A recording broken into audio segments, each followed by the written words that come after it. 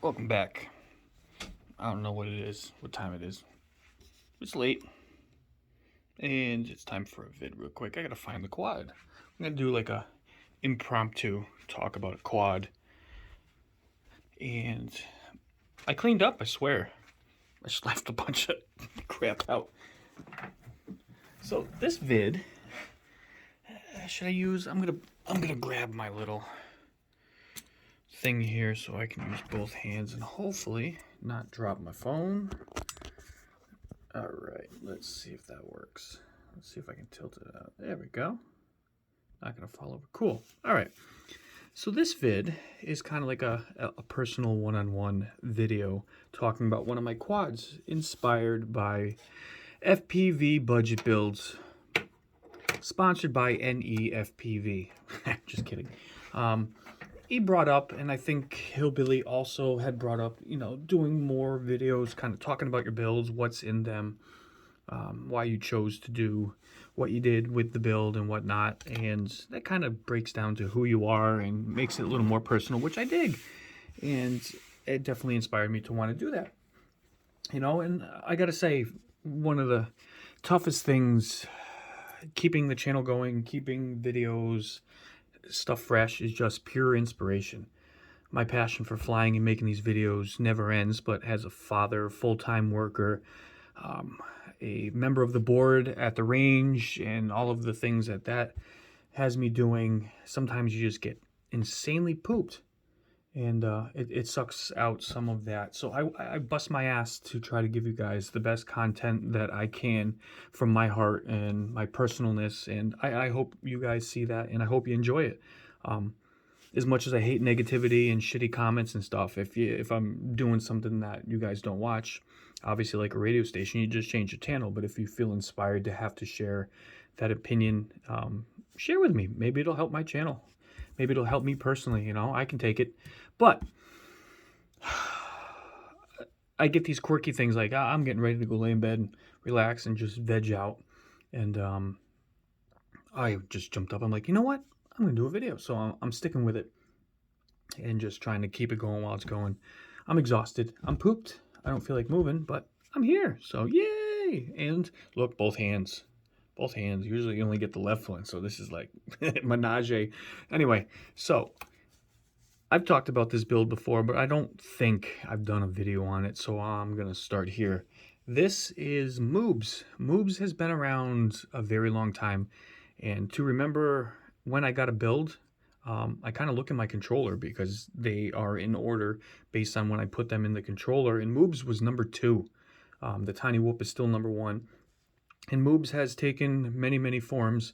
It started its life off as the 1S/2S Mobula 7 version 1.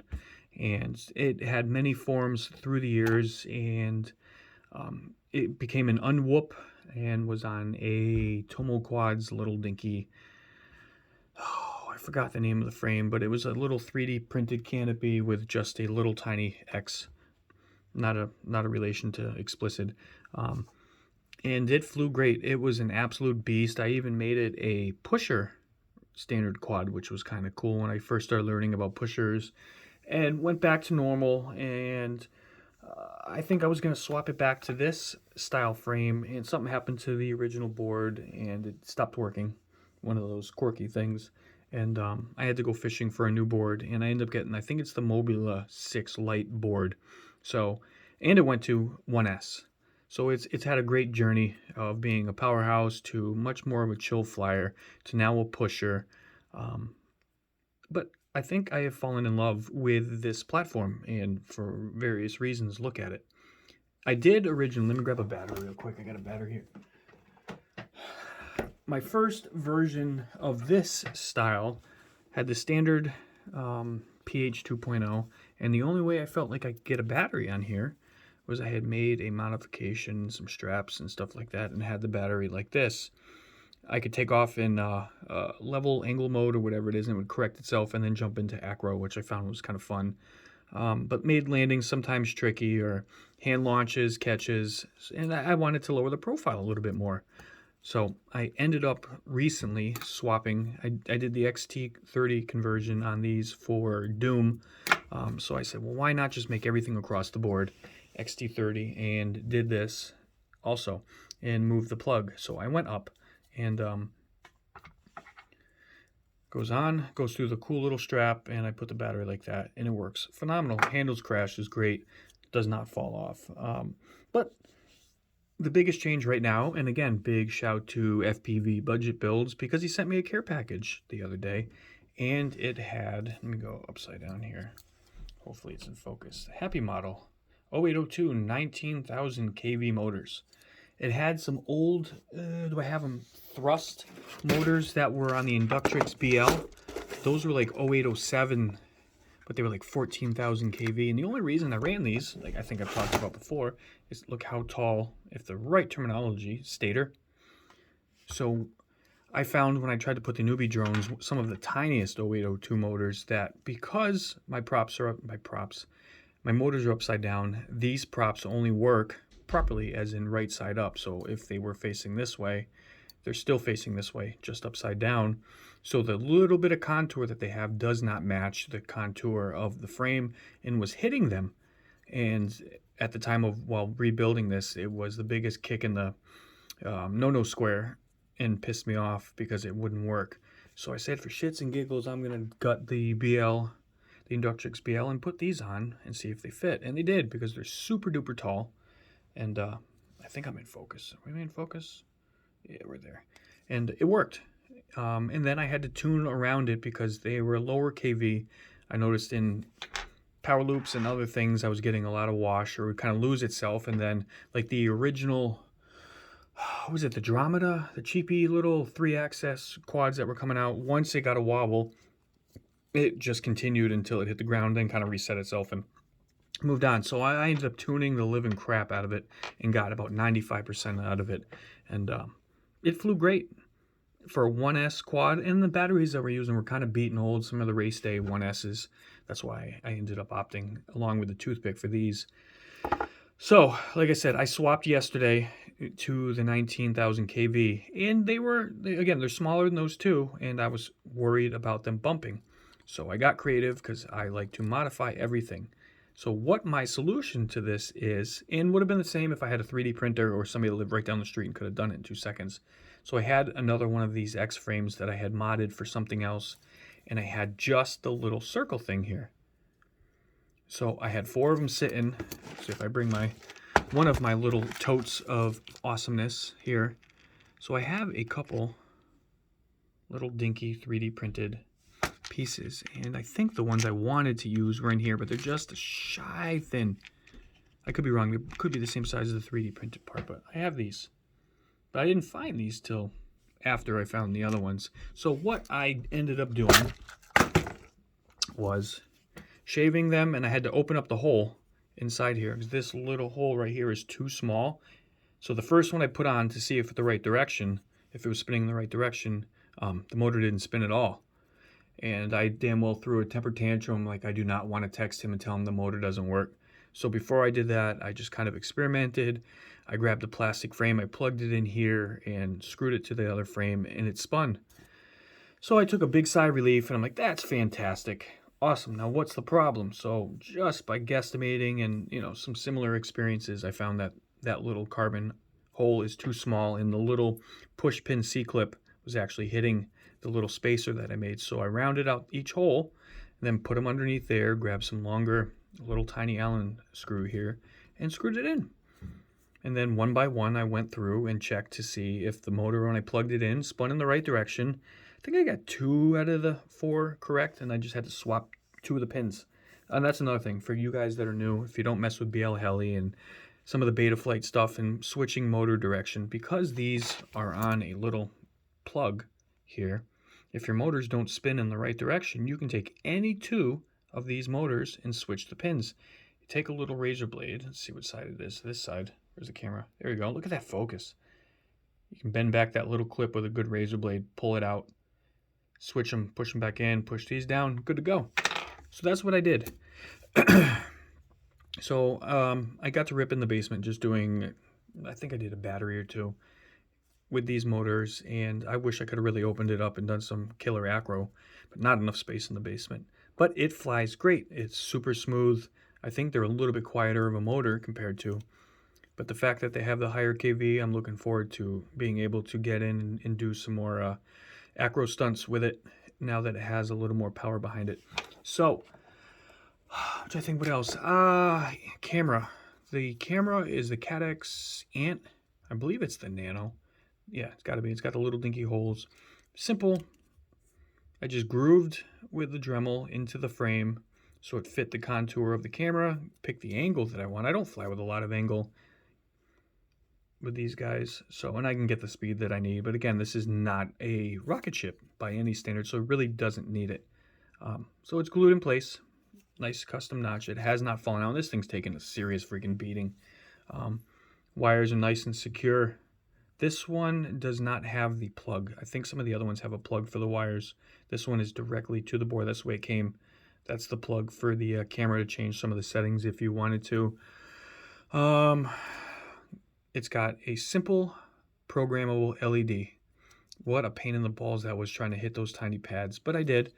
So this one flashes blue, I believe, when it's disarmed, and then when you arm, it's green, or I have it backwards. But either way, nice and bright, helps you find it.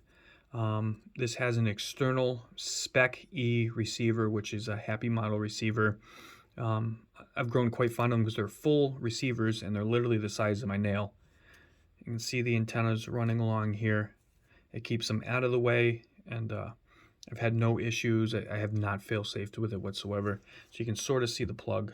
You can see the plug actually good here in the back of the receiver. It's right underneath the board here, and there is plenty of room. It doesn't rub, doesn't send any vibration through there. So, I mean, it's a pretty simple build, but one of my favorites, and I love that profile. So taking off is it's not a problem. It's cool because once it arms, it vibrates for half a second because it's like, I'm trying to lift off, and then poop, gone. So it is cool. If you watch any of my flying, I love shooting any gap I can humanly find, as I call them, opportunities. So always looking for something new, and then when you have something this small, I'm always pushing. And I think while sitting and daydreaming, staring out in the backyard today, I found another one. The girls have the little pull bar, the little tiny triangles that they hang on in the swing set, and they're literally about ballpark triangle. I can't make a triangle. Somewhere in there, you get the idea. It's small. I think this would literally, or the tiny whoop would just fit through it. So I'm going to shoot for that once I get a nice non-windy day. So go check out FPV Budget Builds. Check out New England FPV. We've got a growing number of people, which I am going to start debuting them one by one. In my drift truck video that I finished editing today, that I'm either going to put up Wednesday or Friday, I did a little blurb about New England FPV, and if you're new, then it'll be good for you. And if you've been following along, you're familiar what we are, what we stand for. But in a half a second blurb, we are a group created to give everybody an outlet. We are like-minded people that have a phenomenal passion for the hobby, but want to help one another in the hobby, because there is a lot of it's BS like everywhere else. Everyone's pushing this battery and pushing that, and you got to get this, you got to get that, you have to have Fat Shark, you got to, people end up wasting a lot of money, and you can't talk to those people, you can't ask them questions, you can't get the advice that you want, how to tune this, and how did you make that camera mount. Some people just think they're too big for that. So New England FPV is here. So if you see an NEFPV tag in any of the videos from anybody, reach out to them. That's like the bat signal where it says, hey, that's a cool motherfucker right there. They will share tips with tunes. They're creating groups within their area where they live, so you can have people to fly with, help you tune your quad. We constantly send care packages back and forth to one another to help each other. None of us are made of any real money. I struggle like hell. I'm paycheck to paycheck. It's tough.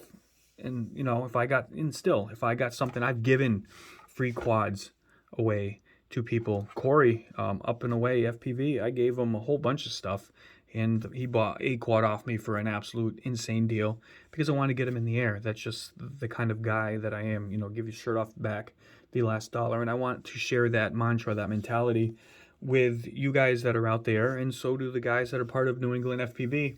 And we want to help.